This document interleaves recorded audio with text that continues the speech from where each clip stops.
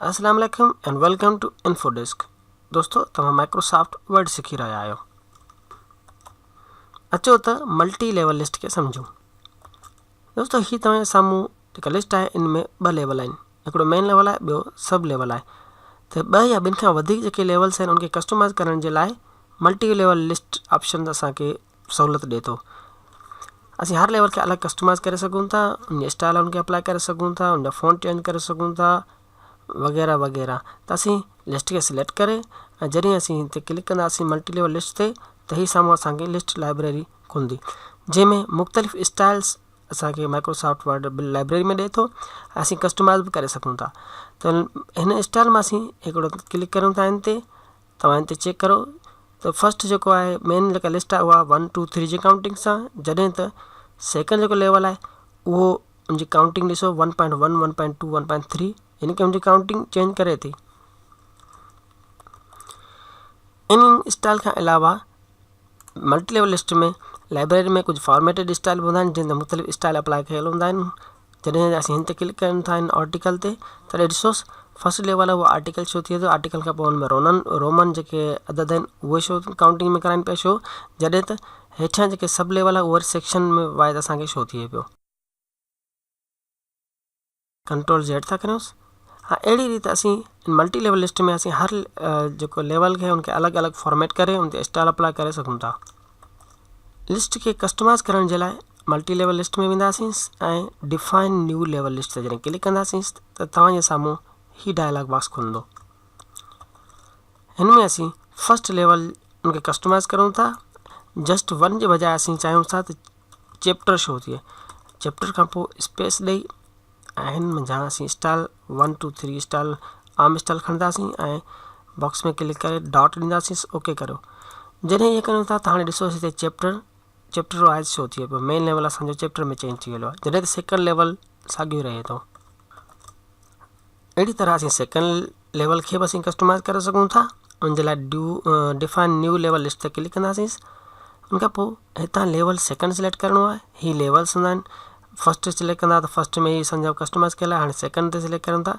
Second खां पोइ inter format of number में असीं हिते सेक्शन शो कराइणु चाहियूं था। सेक्शन स्पेस ॾेई ऐं असीं काउंटिंग में असीं रोमन शो कराइणु चाहियूं था ऐं ओके कंदा त हीउ ॾिसोसि हाणे सेकेंड लेवल असांजो चेंज थी वियो।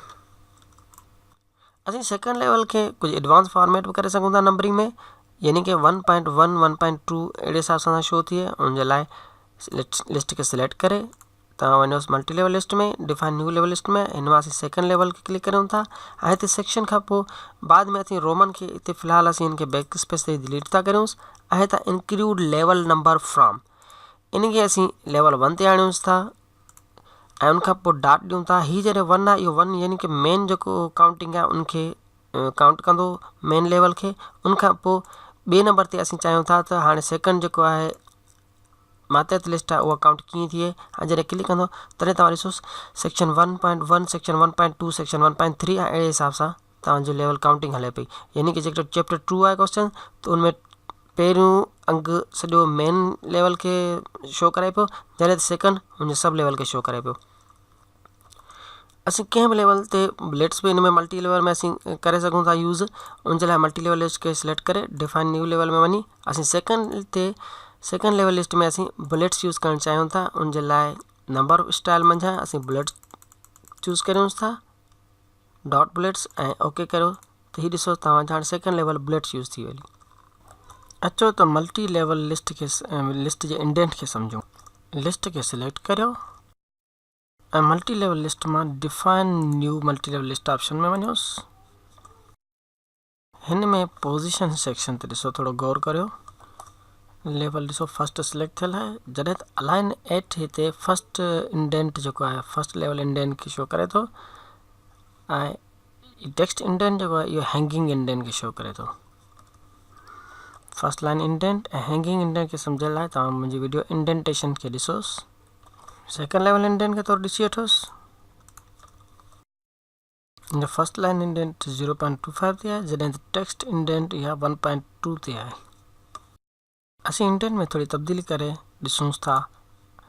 फस्ट लेवल इंडेंट जे असीं अलाइन हेठ ते असीं रखूंसि था 0.25 यानी फर्स्ट लाइन इंडेंट 0.25 हुजे। जॾहिं त असीं जेकॾहिं टेक्स्ट इंडेंट आहे इनखे 1 ते रखूं था। जॾहिं सेकंड लाइन में असीं वञूं था तॾहिं रिसोर्स अलाइन एट जेको आहे उन अलाइन एट ते 1 ते रखूं था। जीअं त टेक्स्ट इंडेंट फर्स्ट लेवल जो असां 1 ते रखूं, उन करे त अलाइन एट 1 ते रखूं था। जॾहिं त टेक्स्ट इंडेंट खे असीं रखूं था 1.75 ते, ऐं जॾहिं ओके कंदासीं तव्हां चेंजिंग ॾिसी वठोसि। रूलर में इंडेंट ते गौर करोसि त असांजो फर्स्ट लेवल में जॾहिं फर्स्ट लेवल हूंदा आहियूं त असांजो इंडेंट ॾिसो 0.25 तव्हांखे हटी बीठो आहे मार्जिन खां। जॾहिं त उनजो टेक्स्ट हैंगिंग इंडेंट जेको आहे 1 ते सेट थियल आहे। अचूं था सेकंड लेवल ते, जॾहिं तव्हां कर्सर रखंदव क्लिक कंदव तॾहिं हुन ते ॾिसी वठोसि त हीउ 1 ते असांजो फर्स्ट लाइन इंडेंट सेकंड जेके लेवल में आहे। जॾहिं तुंहिंजो टेक्स्ट हैंगिंग इंडेंट जेको आहे उहो आहे 1.75 ते।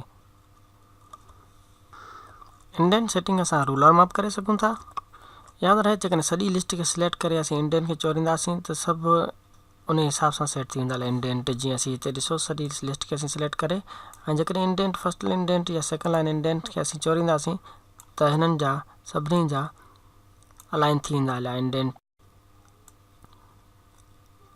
ई ॾिसी वठोसि।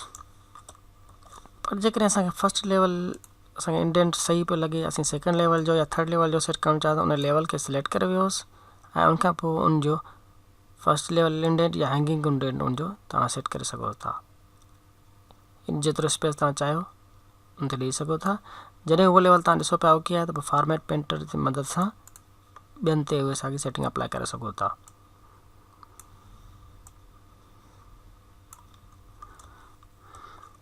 असीं हर लेवल ते अलॻि अलॻि लिस्ट स्टाइल जेके आहिनि उहे बि अप्लाई करे सघूं था।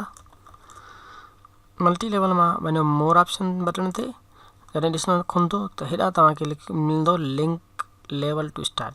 जॾहिं तव्हां लेवल ते सिलेक्ट करियोसि उनखां पोइ उनखे लिंक ॾियोसि। सपोज हिते हेडिंग 1 जो लिंक ॾियूं था स्टाइल्स जो। असीं जॾहिं ओके करूं था तॾहिं तव्हां हेठि ॾिसी वठोसि चेंजिंग। हेठि लाइन ॾिसो थोरी वधी बीठी आहे। जेकॾहिं तव्हां चाहियो था त इहा बि इन सां बिल्कुलु बराबरि में अलाइन हुजे त असीं हैंगिंग इंडेंट खे असांखे सेट करिणो पवंदो। ऐं हैंगिंग इंडेंट खे असीं जॾहिं हिते सेट कंदासीं ॾिसो त लाइनूं सभु बराबरि में हूंदियूं। जॾहिं त ॿी लाइन जेका स्टार्ट थींदी उहा बि उनजे बराबरि में हूंदी। ऐं सेक्शन खे जॾहिं तव्हां हटाइणु चाहियो था तॾहिं सेकंड लेवल खे सिलेक्ट करे ऐं पोइ उनखे फर्स्ट लाइन इंडेंट या उनजो या लेफ्ट इंडेंट खे तव्हां घुमाईंदा त सॼी लिस्ट तव्हां मूव करे सघो था। ऐं फॉर्मेट पेंटर जी मदद सां वरी ॿियनि ते ई अप्लाई करे सघो था। असीं कंट्रोल Z था करूंसि। फ़िलहालु इन सेटिंग खे हिते रहण था ॾियूंसि। असीं हिन नंबरिंग ऐं टेक्स्ट जे विच में जेको ही स्पेस आहे इनखे बि असीं कंट्रोल करे सघूं था। बेसिकली ही टैब जेका की आहे कीबोर्ड मंझां उन जे बेस ते सेट थियल आहे। असीं इनखे कंट्रोल करे सघूं था।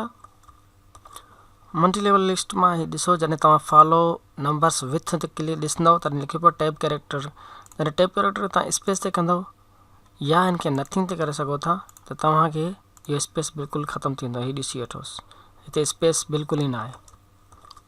असीं हिनखे फ़िलहालु टैब ते रहण ॾियूं था। ऐं हाणे असीं सभई लेवल सेट करूं था।